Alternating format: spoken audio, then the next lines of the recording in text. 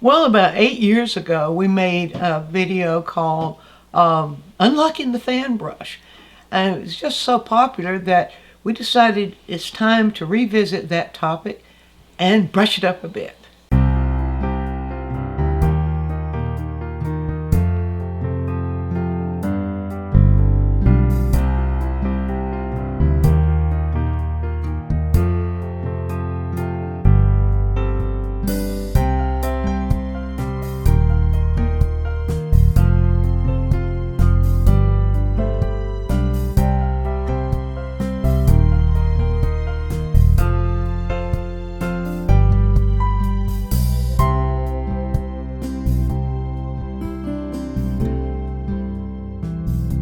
Well, the fan brush, as we know, is a special effects brush. We have our brushes that are kind of our workhorses, and then we have other brushes available that can do special things for us that our regular brushes don't do very well, or as well as the special effects brush can do. The fan brush has all kinds of variations. It comes in all sizes, from something like this to really smaller than this. Also, the fan brush will come in different materials. This is a bristle. Usually thought I was hog bristle, but this is a synthetic. And you can see that this is a bit thicker than this, very, very thin. And then we have brushes like this rosemary fan brush that are kind of in between. They're made of, I think this particular one is made of a combination of the natural and synthetic. But all of them behave a little differently.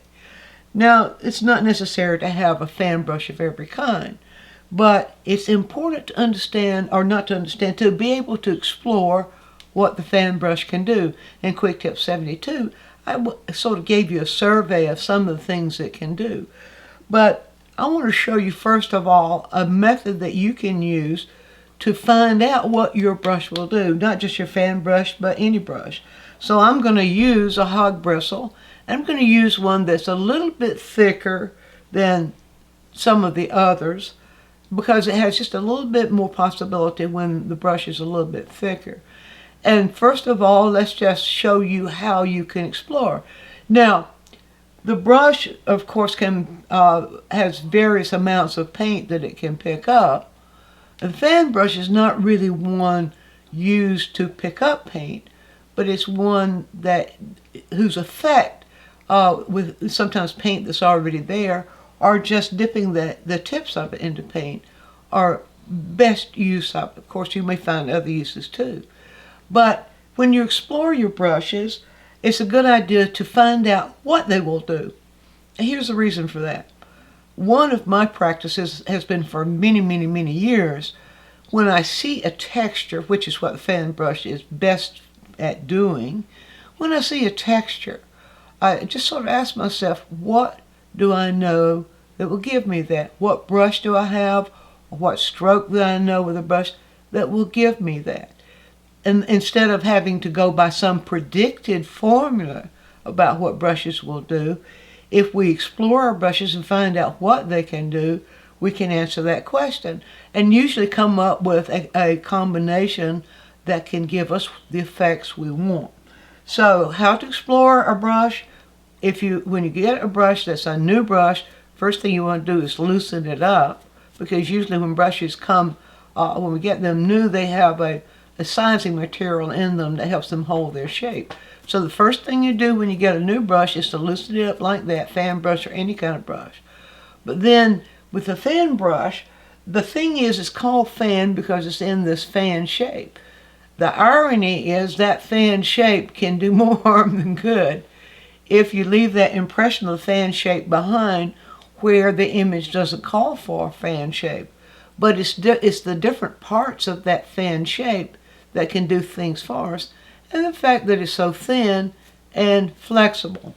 So what can that do? Now here's the way I would advise. You might find other ways to explore it too. But before you do a thing, just find out what it will do. Now, first of all, I'll just start here. If I just dip the brush, just the tip, can you see that? Just the tip of the brush into paint, and I'll do it all the way around the brush. And it's not a bad idea to dip it on one side. Just touch the paint with it and touch it with the other side. Just so that you have something about like that. And then let's see what it will do. Now, how many ways can you move a brush? Of course, a lot of people just do this sort of thing. Well, let's see what happens if I just do that. You see what I get? Just doing that sort of thing, that's sort of what I get. But if I do a partial touching, or in other words, use only one side of the brush, let's touch it again to kind of reload it, and I pull it up and flip it, you can see what that suggests. Look at this photo. That suggests that if I use the tip of the brush like that and just barely load it with paint, that I can create the effect of grasses just by flipping it up. Put it down to the canvas and flip it up. The length and how long I hold it next to the canvas can determine how long it's going to be, how long the grasses are going to be. I can overlap those, and then I begin to get that feeling of grasses when they go in one direction and they go in another. You can see how you could interpret something like this just by using that motion. Now you see, if I put the whole brush down, it's going to give me that curve.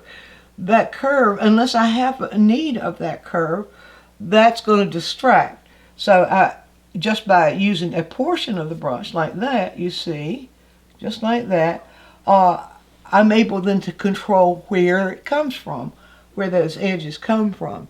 So all different kinds of grasses can be made just by that, and just by holding the brush down, pushing it and pulling it.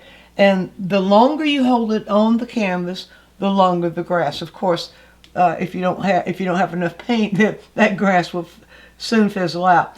Play with that idea. Explore just how long you can go with a certain amount of paint on the tip of the brush.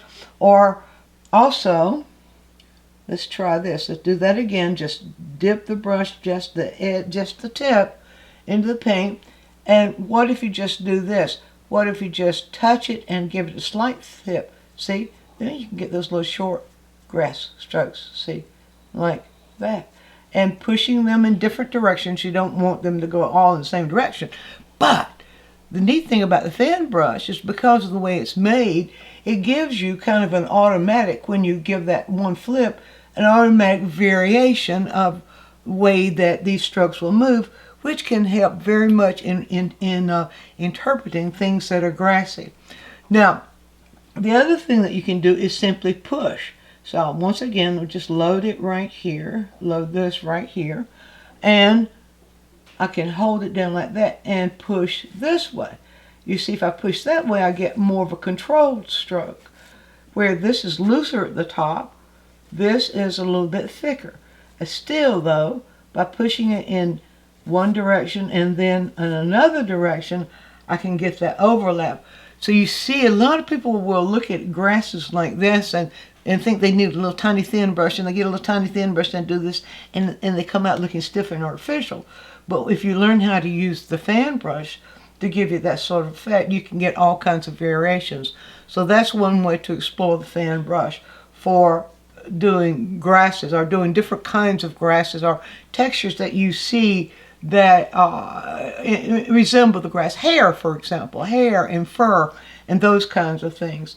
Now, there's something else that we can do, and I did show you this in the first quick tip we did about the fan brush, but I want to show you again. Now, if we have paint on the canvas already, and so I'm just going to throw some color here very quickly. So if we have, let's say if we have a field or sand or whatever that's behind the grasses that are in front.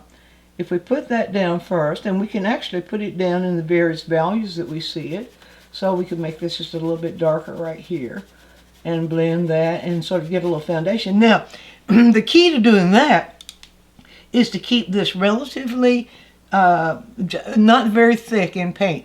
If you get that too thick, then you get something else will happen. So we do that, and then, watch this. Then, so suppose we want some darker grasses in front. All right, so I'll just pick it up with this brush, and I'm just going to put a little bead of paint down where darker grasses might be in front, like that. And then I can, let's wipe that fan brush off. I want to get the paint that I had on it before off so it doesn't influence it.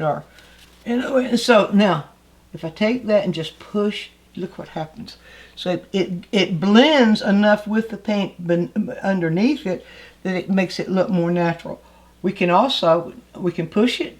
We can use a pushing motion to do that, or we can use a stroking motion where we do it this way.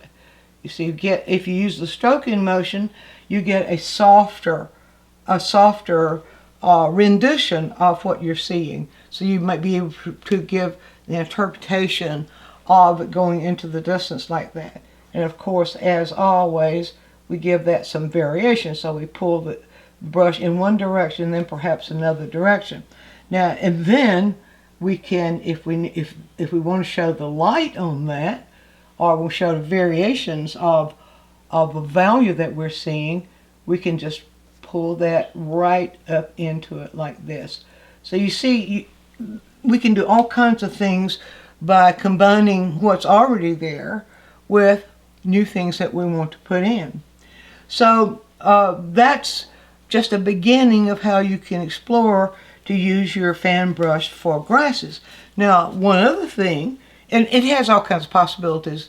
Don't think for 1 minute it's just limited to grasses. Or the other thing I want to show you is we can also use it to give us textures that we see in water. I have these two examples. One here are the textures that we can get to show images reflected in the water, which is a really, really kind of a wonderful thing. People say, how did you do that? Well, it's really simple. So I'm going to, first of all, let's look at it as to what are those value differences that we see in the water there. And we see, if we're not looking at this downward stuff, if we're simply looking at values here, we'll see something like, on that particular image, we see something like this. We see, and I'm going to use that stroke that goes back and forth to put this on. We see a lighter value that does something like that. We see it getting a little bit darker. So I'll just begin to get that value just a little bit darker and blend it as I'm going down. And we see it get even a little bit darker. And this is the sort of thing that's really, really easy to do. It's just a matter of controlling the amount of paint and just doing it. So that back and forth stroke, that is the movement of this part of the water. Now, we can let's get that fan brush again, and I want to be sure I have it clean. You notice I haven't cleaned the fan brush with solvent yet, because when the fan brush is dry, it works a lot better for doing these sorts of effects than when it's wet. So if you do need to rinse it, you want to be sure you thoroughly dry it before you begin to get the results you want. Now, what I'm going to do here, let me just take another little fan brush here, and I'm going to go back into this lighter color right here. And this is one way to do this now, and I'll just I could do that with this one, but I won't. I'm just going to do 2 fan brushes this time. So I'm just going to put little layers, little stippled layers of paint, kind of randomly in a little pattern as I'm going across, sort of where I see them here. And where I want to more of that light to show, I'll put a thicker layer right here. And then come back with the dry fan brush and watch. Look at that. There we have it. Now, if we stroke it more than once, we get the heavier blur. Then we can move it back if we want to and break that up just a little bit, and we begin to really feel that impression of that reflection in water. So play with that idea and play with variations of that too. We can do once we get that first layer on there, we can go back with even a lighter layer. Let me pull some white over here and show you. We can go back with even a lighter layer and not put it everywhere this time. Just put it in a few places. Pull that back and there we go. And get some of that a little bit more blurred, and then give it a couple little horizontal strokes, and then we can get the kinds of reflections in water that we see.